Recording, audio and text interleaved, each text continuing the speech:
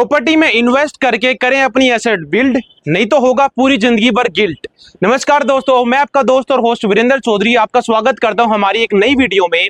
आज की इस वीडियो में हम डिस्कशन करने वाले हैं कि लोन पे आप कैसे प्लॉट ले सकते हैं।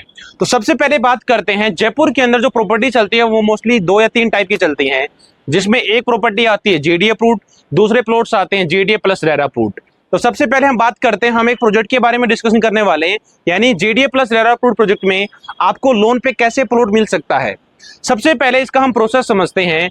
जितने भी जेडीए और रेरा अप्रूव्ड प्रोजेक्ट्स होते हैं वो मोस्टली जितने भी नेशनलाइज्ड बैंक हैं उनसे अप्रूव्ड होते हैं, जैसे आपका SBI, PNB, axis, ICICI, HDFC, जितने भी हमारे मेजर बैंक्स होते हैं पूरे इंडिया के अंदर, जेडीए और रेरा अप्रूव्ड प्रोजेक्ट्स इन सभी बैंक से अप्रूव्ड होते हैं, यानी बैंक इन सब के ऊपर लोन कर देता है। अब लोन का प्रोसेस समझते हैं, सबसे पहले होता क्या है। अगर आप जेडीए प्लस रेरा अप्रूव्ड टाउनशिपों में प्लॉट लेने के लिए लोन का प्रोसेस जानते हैं, लोन पे जाते हैं, तो उसका प्रोसेस बिल्कुल सिंपल है।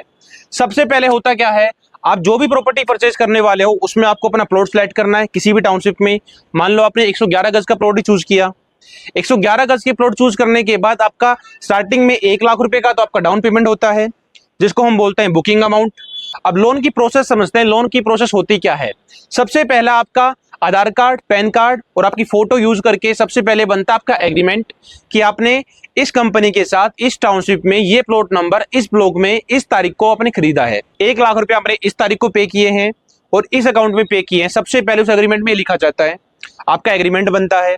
एग्रीमेंट बनने के बाद आपका लोन सैंक्शन वाला प्रोसेस स्टार्ट होता है, यानी आपका जो सैंक्शन के लिए लोन होता है ये एग्रीमेंट जाता है बैंक में। बैंक के पास एग्रीमेंट जाता है, बैंक इसको सैंक्शन करने के लिए आपका डॉक्यूमेंट्स लेता है, जिसमें सबसे पहले आपका आता है, अगर आप जॉब करते हैं तो 2 साल का फॉर्म 16 कंप्यूटेशन के साथ में।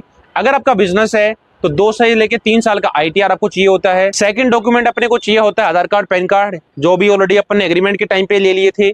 थर्ड डॉक्यूमेंट होता है 3 महीने का सैलरी स्लिप अगर आप जॉब करते हैं। फोर्थ डॉक्यूमेंट हमें आपका चाहिए होता है 6 महीने का बैंक स्टेटमेंट। इन सारे डॉक्यूमेंट्स को यूज करके आपका एग्रीमेंट का प्रोसेस, आपका लोन का प्रोसेस स्टार्ट हो जाता है बैंक के पास में। और जैसे ही आपका बैंक आपका लोन सैंक्शन करता है, आपके पास कॉल आ जाता है कि आपका जो लोन है वो सैंक्शन हो चुका है। 15 लाख के ऊपर मान के चलो आपका 80% लोन हो गया। 80% यानी मोटा मोटा 12 लाख के आसपास का। उस 3 लाख रुपए का आपको चेक बना के देना है, किसको? उस बिल्डर को जिसके थ्रू आपने अपनी प्रॉपर्टी परचेज करी है।